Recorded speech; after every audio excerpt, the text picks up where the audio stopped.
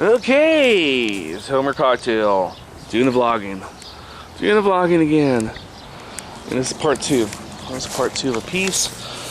Setting something up. It'll take 10 minutes just to set up what I want to start talking about here. And I'm thinking this might be a 3-part, 4-part, 9-part piece. I'm just kidding. Hopefully it's a 2-part piece, but I'm kind of thinking it might be a 3-part piece. Alright, my niece is having a baby shower in San Diego right now as I speak. It's not really my thing, really.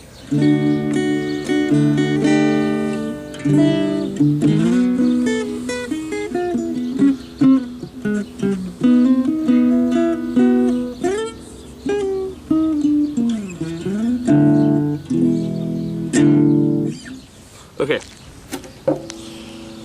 When I came out here a little while ago and started vlogging, I recited Heart of the Matter from Don Henley and played that a couple times actually.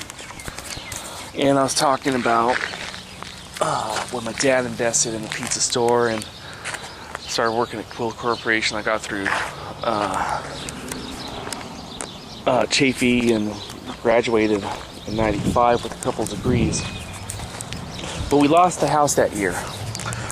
And in between 1990, when the pizza joint was bought, and my sister, the youngest of my sister, her husband was running the pizza joint. It's called Double Deal Pizza in Marina Valley. And it's his daughter, and my youngest sister's daughter that they're having a shower for right now. And eventually, my niece right now that's having a shower, once the pizza business went down, my sister and my niece's dad split up, and they left to Montana and New Mexico, and they moved out of state, and we didn't see them for a long time. And they actually had another daughter that was just, born in '92. No, that was this was born in '92. They had, I think, 1990. Pretty sure 1990. But the one that was born in '92, by then, once she split up, my sister started dating the brother of one of the guys. And I got him a job eventually at Quill Corporation. And they had, the other niece in 1992. I got him the job after that, though. Anyhow, I want to talk about, I was talking about negligence and sociopaths. That you bring someone into the world and you don't give a fuck about them. And you treat them no different than like a pet, which is wrong. Now, something very bizarre happened when my grandfather passed away in '94, not long before we finally lost our house. My sister, and I didn't get one dime, found $10,000 cash in a van that my grandpa used to live in, 2 houses over at 10825 Oleander right here. And she used the cash to make a move to Hollywood.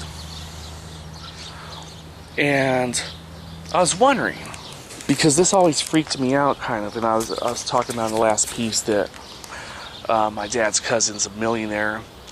Her husband was a self-made millionaire from starting a refrigerator door company called Anthony. Eventually he sold the company, but they still have Anthony doors. I know they have them at Smart and Final. And they also make money from real estate. So anyhow, my sister finds $10,000, and I remember my second cousin asking me, my dad's cousin, hey, did you know that there was money back there? And I said, I told her, I don't know if I told her, but I'm pretty sure I said that I think Dee Dee took it. Dee Dee, and that she relocated.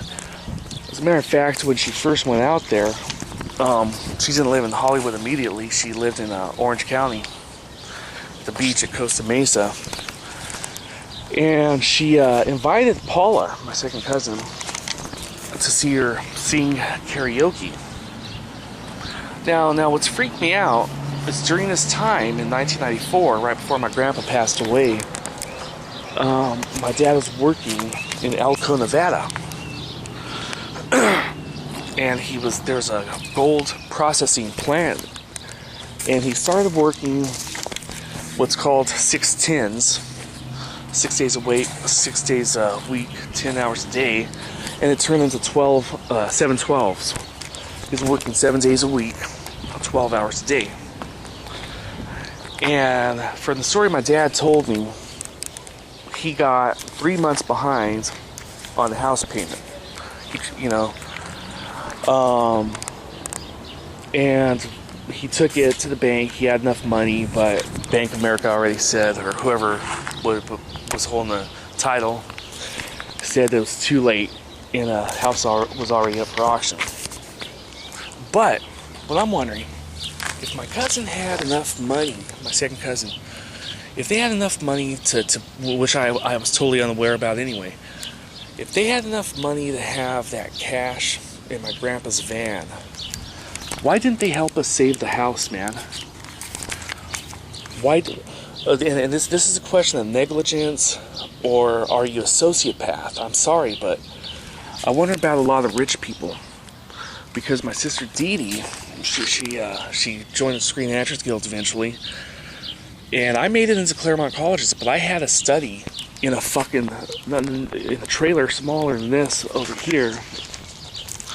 The first year in my Claremont Colleges, I was across town in a garage converted into a bedroom. And right over here, there used to be a 25-foot trailer. And that's where I stayed for a good deal of my time at the Claremont Colleges. We could have saved our house, though. But apparently rich people have real strange and strict rules about where money goes and stuff. My second cousin's husband, supposedly my dad asked him if he would buy this land right here, which is roughly acre and a half. It's 1.39 acres. And either he thought it wasn't a good investment, or he just had this policy about family or something, and it didn't happen. So I've been fucking homeless, man.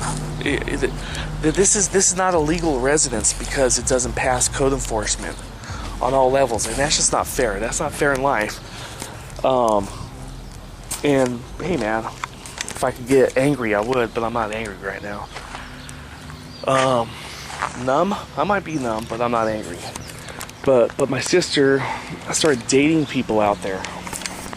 One guy was JR, who was on a water polo team at the UCLA, who had this circumstance where rich family, but hey, good luck, there you are in life, good luck. And I guess the guy had psychological issues, and because of being I don't know, whatever his life was. I'm coming on 10 minutes again. I knew this would happen. And she, my sister had a friend that's the son of Peter Cetera, illegitimate son. And the guy looks identical to him in the face. And I lived out there in Hollywood as his roommate. And when I moved in, there were 7 of us in a 1-bedroom apartment.